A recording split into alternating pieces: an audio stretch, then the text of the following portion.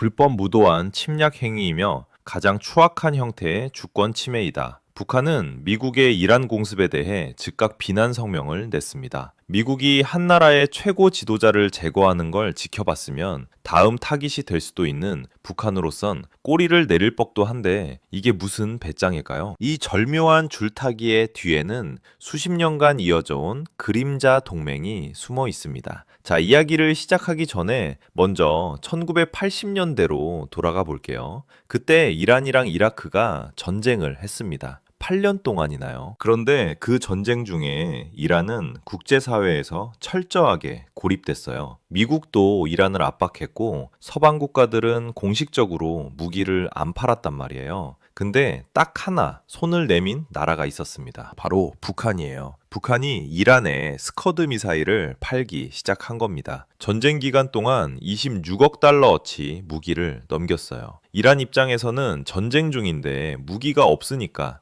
북한이 구세주처럼 보였겠죠. 그리고 북한은 이란의 오일머니를 챙긴 거예요. 이게 피로 맺어진 동맹의 시작입니다. 단순한 장사가 아니에요. 둘 다 미국한테 찍힌 나라들이거든요. 적의 적은 친구다라는 말 아시죠? 이란하고 북한이 딱 그 관계입니다. 둘 다 죽기 살기로 버텨야 하니까 서로 손을 잡은 거예요. 근데 여기서 중요한 게 하나 있어요. 이 동맹이 40년이 넘도록 계속됐다는 겁니다. 어떻게요? 미국이 그렇게 촘촘하게 제재를 하는데, 자, 미국이 북한하고 이란을 막으려고 뭘 했냐면요. 달러 금융 제재를 겁니다. 쉽게 말해서 너희 돈 거래 못하게 해줄게 라는 거예요. 전 세계 금융 시스템이 달러 중심으로 돌아가니까 달러를 못 쓰면 아무것도 못 하는 거거든요. 근데 이 두 나라가 그걸 뚫어버렸어요. 어떻게요? 2025년 한 해 전 세계에서 도난당한 가상화폐 규모가 34억 달러를 넘겼는데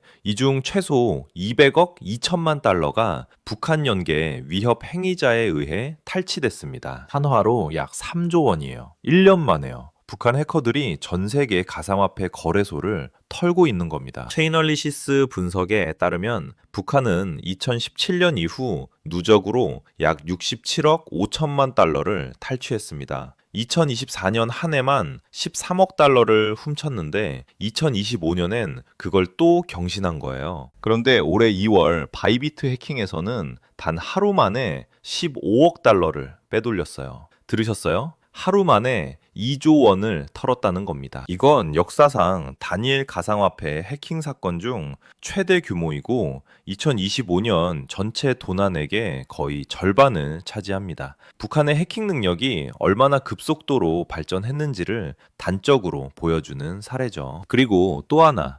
유령선이라고 들어보셨어요? 북한은 위치 추적기를 끈 배, 그러니까 어디로 가는지 아무도 모르는 배를 이용해서 해상으로 밀수를 합니다. 기름도 실어 나르고 무기도 실어 나르고요. 달러 없이도 장사를 하는 거예요. 가상화폐랑 유령선, 이 두 가지가 미국의 제재망을 뚫는 북한의 비밀 무기입니다. 여러분, 처음에는 북한이 이란한테 기술을 줬어요. 미사일 기술이요. 근데 지금은요, 상황이 훨씬 복잡해졌습니다. 이란의 미사일 기술이 일부 영역에서 오히려 북한을 앞질렀고, 이란의 기술이 북한으로 역전수될 수 있다는 우려가 나오고 있어요. 그리고 드론 기술? 이건 우크라이나 전쟁에서 증명됐잖아요. 이란 드론이 러시아 편에서 싸우면서 얼마나 효과적인지 바로 이 이란제 드론 기술이 러시아를 거쳐 북한으로 흘러들어가고 있습니다. 우크라이나 군사정보부 수장 부다노프에 따르면 러시아는 이란 설계 기반의 샤헤드형 자폭 드론 생산 기술을 북한에 이전하기로 합의했습니다. 우크라이나 군사정보 부국장 스키비츠키에 따르면 북한은 이미 단거리 FPV 드론과 중거리 공격 드론의 대량 생산을 시작했습니다. 이걸 피드백 루프라고 합니다. 이란의 드론 설계가 러시아를 거쳐 북한으로, 북한의 미사일 기술이 이란으로, 서로가 서로를 업그레이드 시켜주는 구조. 그래서 미국이 이란을 폭격해도 북한이 이란 편을 드는 거예요. 이란이 무너지면 이 기술 순환고리가 끊기니까요. 근데 이 두 나라만 있는 게 아닙니다. 자, 여기서 판이 더 커집니다. 러시아가 끼어든 거예요. 러시아가 우크라이나랑 전쟁하면서 포탄이 엄청나게 필요해졌거든요. 근데 제재 때문에 서방에서 못 사잖아요. 그래서 어디로 갔냐? 북한입니다. 국방부 국방정보본부에 따르면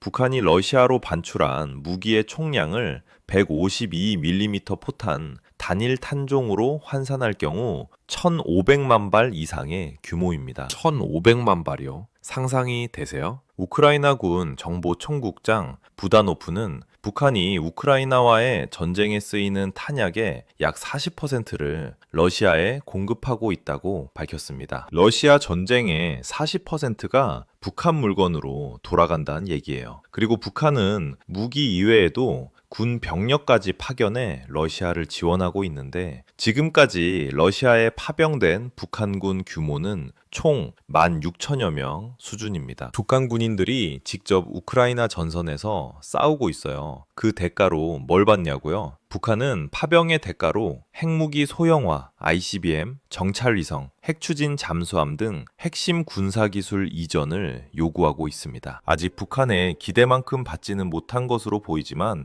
드론 생산 기술과 미사일 정확도 향상 등 일부 기술 협력은 이미 진행 중인 것으로 분석됩니다. 정리하면 이렇습니다. 북한, 이란, 러시아 이 세 나라가 그림자 동맹을 형성한 거예요. 서로 무기 주고, 기술 주고, 돈 주고. 자, 여기까지가 지금 벌어지고 있는 일이에요. 그런데 앞으로 더 무서운 게 하나 있습니다. 바로 북한의 7차 핵실험. 군 당국이 북한의 7차 핵실험은 김정은 북한 노동당 총비서에 결심만 있으면 언제든 가능한 상태라고 재확인했습니다. 퉁게리 핵실험장에서 북한이 핵실험을 재개한다면 3번 남쪽 갱도에서 진행된다고 보는 것이 중론입니다. 2018년 폐쇄됐던 3번 갱도는 2022년부터 사용 가능 상태로 복구, 유지되고 있습니다. 전문가들에 따르면 북한 대외관계 흐름과 국제정치의 역학적 여러 변수와 상황에 따라 핵실험 재개 가능성이 있는 것으로 평가됩니다. 북한이 지금 77차 핵실험을 안 하는 이유가 뭘까요? 세 가지 계산을 하고 있기 때문입니다. 첫째, 타이밍이에요.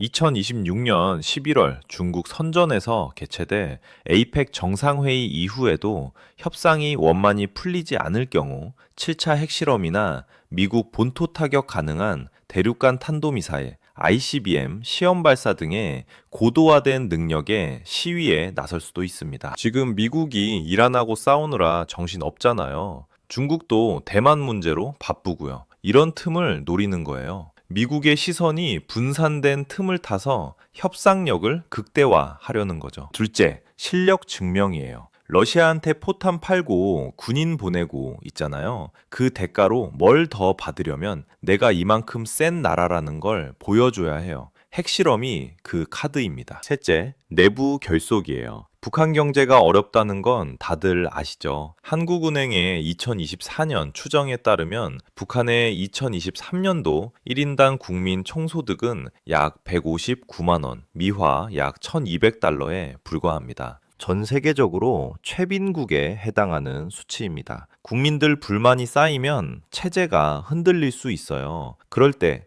핵실험 한번 하면 우리는 강한 나라다. 버티자. 이런 메시지를 줄 수 있는 거죠. 만약 북한이 7차 핵실험을 하면 무슨 일이 벌어질까요? 코리아 디스카운트는 남북 분단으로 인한 군사적 대치 상황과 재벌 기업의 지배 구조, 경기 상황에 민감하게 반응하는 산업의 높은 수출 의존도, 노동시장의 경직성, 회계의 불투명성 등의 이유로 인해 실제보다 한국의 주가 가치를 낮게 책정하는 것을 말합니다. 수익성과 자산 가치가 해외 기업과 비교했을 때 밀리지 않는 수준이라 하더라도 미국 등 주요 선진국 대비 최대 60에서 70% 평가 절하되기도 합니다. 북한이 핵실험하면 이 코리아 디스카운트가 더 심해진다는 거예요. 외국인 투자자들이 한반도 위험안에 빠지자 하면서 돈을 뺄 수 있다는 겁니다. 그럼 환율은 어떻게 되겠어요? 오르겠죠.